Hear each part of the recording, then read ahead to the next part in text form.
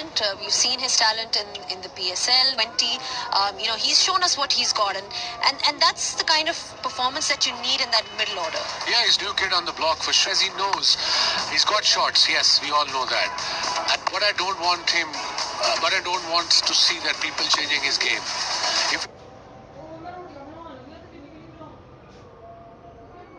it's there, he should go after it, like exactly what he did today. And then after a boundary, if there's a fielder on the four fielders outside on the boundary, then you rotate the strike and just pick. It's about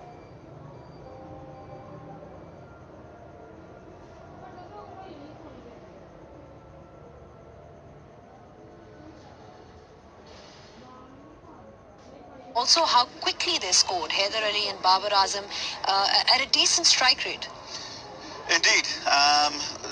Like I said earlier, before we went upstairs, I said, when you need to be going at 7 or less than 7 to the over, it's very easy for you to come out there and express yourself. We know Haider Ali is a good player, hasn't been in the runs, but he's a wonderful guy, great for.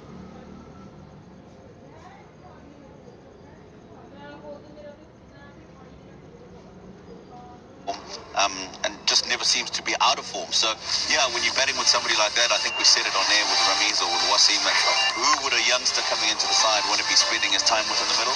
It's got to be somebody like Babar Azam. So, I mean, wonderful innings from him again today. Maybe he now is a bunny.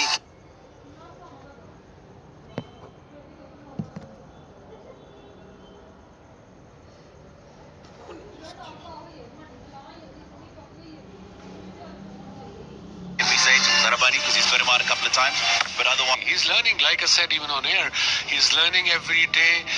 He's analyzing his game and he's realizing his strike rate should be about 130, 135, and it's 137 in last 2 years. Before he was 128, and now it's 137, 38. So that's perfect strike rate, and it's good for Karachi Kings, I suppose, for the remaining games.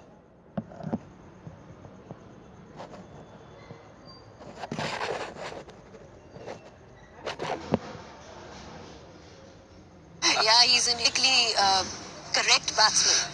It's kind of difficult to bowl a play like him because, okay, power hitters, in 1 over and then you can get him out. But players like Babar Azam, they play proper shots every time, even on good deliveries. Today's difficult. He's got good ball better day by day, and that's a great sign for Pakistan cricket in future. Zimbabwe, I think, have got a ball at his head, knock him out, and then they don't have to bowl at him. Yeah.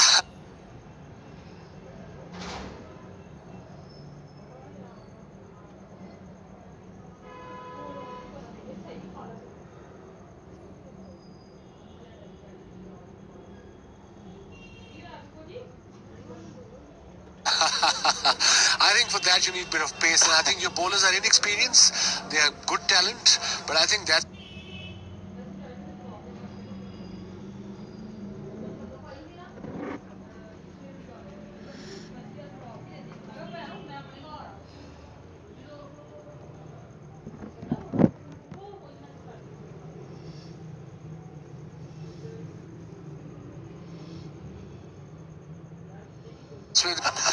Look, I said this about Fakir Zaman.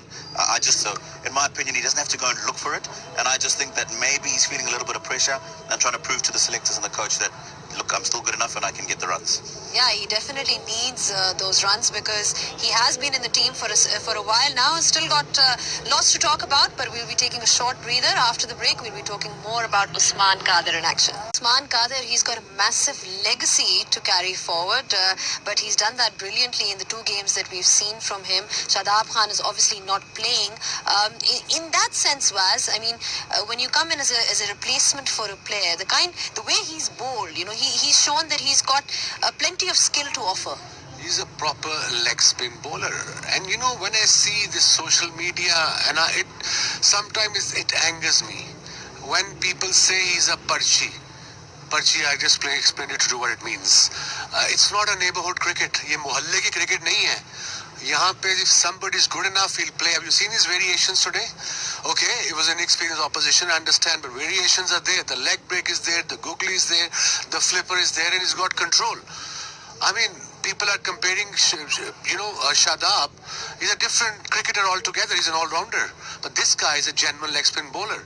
Look at this, the leg break and the googly leg. Googly obviously come back off the hand, a very difficult delivery to bowl. And he was turning the ball both ways today.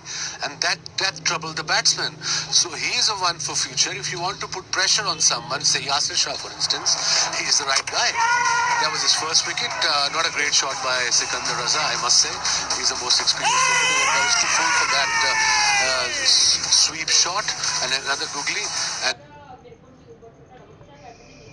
tend to bowl quicker, obviously, because it's T20, people will have a go at them. But if you got a turn, if you got a break, then you have a chance to get wickets. And this format, you win games by taking wickets, and he's a wicket taker.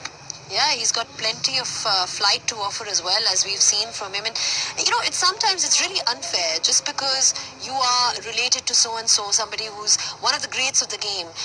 It doesn't mean necessarily that you have come through a certain reference. I mean, it could purely be on merit. Very true. And a lot of people will always have an opinion about how people get into a team, or a personal opinion on somebody who's in the team. But I think Wasim has summed it up well and spoken about, look at the variations that he's got. He's bowled well in the first game. I haven't seen much of him myself, but I've been particularly impressed. As he said, he's a wicket taker. In this format, you need wicket takers, and that's exactly what he's done. Talking about wicket takers, was Haris Rauf. I mean, he's a wicket taker. He's improving day by day, game by game. I mean, he's got pace, he's got outswing going as well, but the more he plays, the better he becomes. I mean, his first wicket was an easy play, not a great shot by Brandon Taylor, but again, length was right, short of a length, back of a length, and of course, second wicket. Wicket is a wicket, doesn't matter the opposition, I suppose, and that will give him confidence as a bowler that he can compete against any side in the world. And he's a genuine wicket-taking bowler, and he bowls well. If it's reversing a bit, maybe it might not happen in day-night game, but day games, if it's reversing a bit, is difficult. His bowls very quick and good and very controlled Yorkers with the old ball. Tino, what has impressed you most about Haris Rauf? The pace.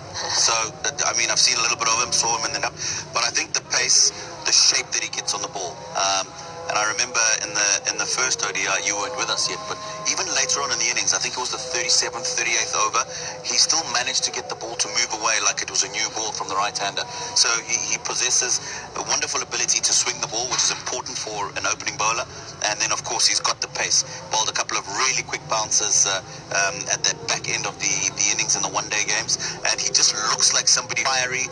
He looks like somebody who wants to bowl. Reminds me of Shumba, who we were talking about, who's a lion. Tenacity and full of energy every time he gets a wicket. And to me, that sums up a fast bowler. And I think Pakistan cricket, especially in T20 format, they will struggle against the most experienced sides in future, in my opinion, is their fielding, ground fielding, especially these youngsters. You don't want to have 5, 6 youngsters, young legs. Yes, I'm all for it, but you can't hide them. You can't hide them at short fine leg all the time. There only one can stand there, not 3. So even Hasnain, Haris Rauf, these guys really have to up their game as far as their fielding concerned. Well, speaking of energy, Zimbabwe just not up to the mark in all 3 departments today, Tino. No, they weren't. It was interesting to listen to Chomo say that they would have batted still today if they had won the toss. You heard him? I did hear him. I don't understand a word he was saying. He was stumbling. I did hear him. He said that, well, we would have batted if we won the toss again after the first T20. I listened to the pitch report where he said, listen, this is a place where you want to be chasing. You look at the numbers and it tells you that the best thing to do here in T20 cricket, one-day cricket, is to chase. So I don't know how much of their homework they've done, but possibly the only thing that I thought that maybe Zimbabwe wanted to bat first for was the fact that when they did bat first in that last ODI and put runs on the board, they put pressure on the Pakistan batsmen. So in my opinion, that's the only thing that I can think. But otherwise, we've seen in the last 2 evenings that it's a wonderful place to bat in the evening. And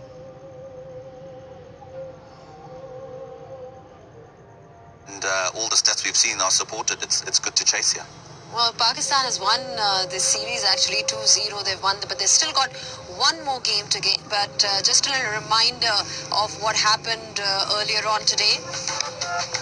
Pakistan winning the game by 8 wickets. Zimbabwe making only 134 in their 20 overs. Burl was the top scorer for Zimbabwe, and from Pakistan's perspective, it was Haider Ali and Babar Azam leading the way for them. and making it an easy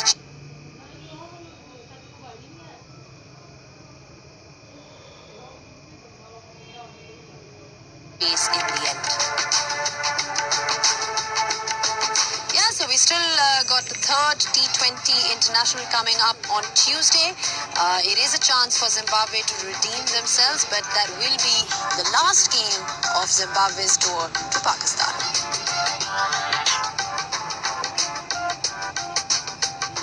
Yeah, so we've had two good games, gentlemen. Thank you so much for your thoughts. But like I said, really enjoyed the ODI series as well, because we saw Zimbabwe make a comeback in that last ODI. So let's expect some redemption from Zimbabwe in the last one as well. They're definitely capable. They've got some experience in their middle order as well. But that's pretty much all we have for you from here. We'll be seeing you on Tuesday for all the live action.